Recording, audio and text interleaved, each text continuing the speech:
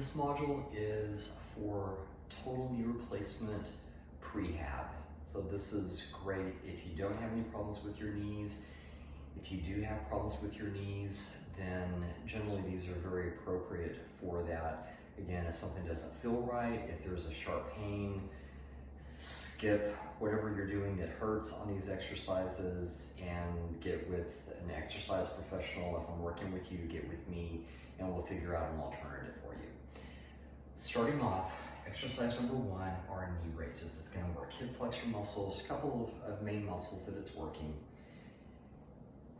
in the hip area. This is also working on stabilization through that whole kinetic chain down through your leg to your feet, connecting onto the floor.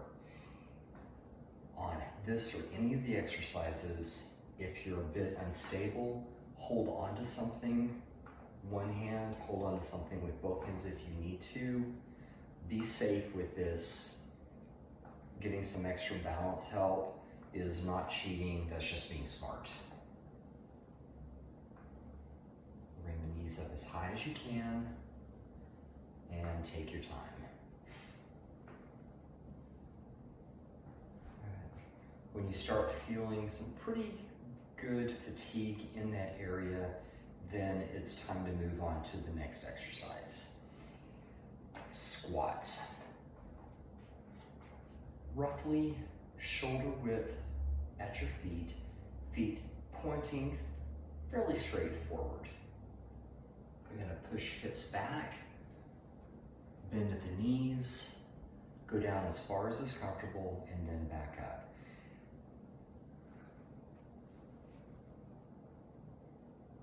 And then when you come up, you don't have to straighten the legs the whole way. Keep a little bit of bend, or what's called soft knees, at the top range of motion. And again, if you want to hold on to something on the side, hold on to something solid in front, then use that as you need to. The third exercise are deadlifts, also termed hip hinges.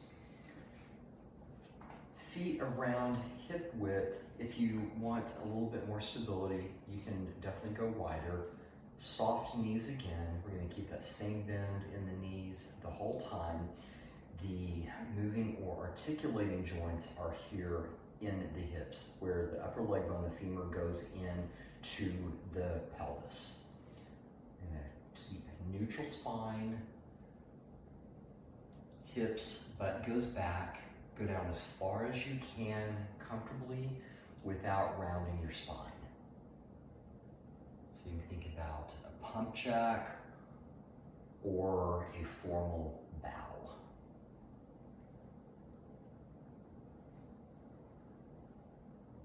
This is mainly for the back of the upper legs. You may or may not feel it there while you're working. And we want to go through until you get some pretty good fatigue in the back of your legs, or around 15 repetitions, whichever comes last.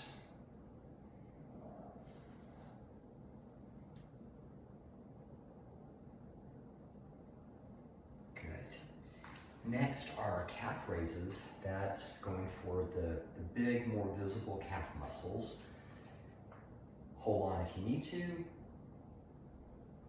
Calf raise up, down slowly, up, pause, and down slowly.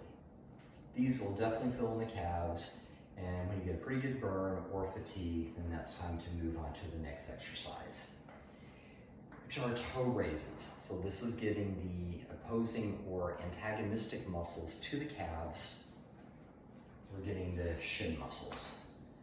I would suggest alternating, a little bit easier to balance. If you are balancing on your own, you can always hold on to something. Take your time on the raises. And then make sure that you're getting as much range of motion with the toe raises that you can to fully access those shin muscles. Good.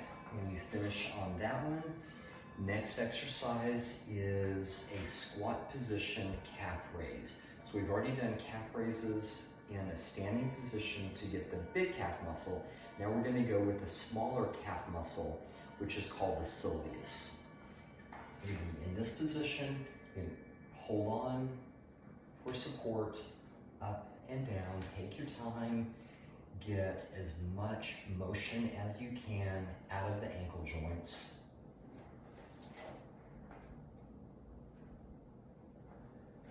And then when you finish that exercise, we'll move on to the lateral leg raises. So holding on for support, bring one leg out and back down. So we're not concerned about how far out or how high your leg can go. It's how far we're going using these muscles and using the hip joint. So that's about full range of motion. We can always get higher if we do a compensating movement, which is not a bad thing, but it's not really necessary at this point. As much as you can, lead with your heel or stay level or flat with your foot. What we do want to avoid is coming up with a toe leading position. It's not a bad thing to do, it's just not working the muscles back here that we want to. And on this exercise, you will most likely feel it on both sides at the same time. Very normal, both muscles are working. When you finish the one set, switch to the other side, and same thing. Flatter level foot, or lead with your heel. And then, again, you'll feel that on both sides. All right, the 8th and final are leg curls. So hold over support. Alternate leg curls, get as much movement as you can in the knees, and that's getting the hamstrings. All right, so that is your module for total knee replacement, getting ready for your surgery. And if you're not getting ready for surgery, it's still great exercises for core and lower body.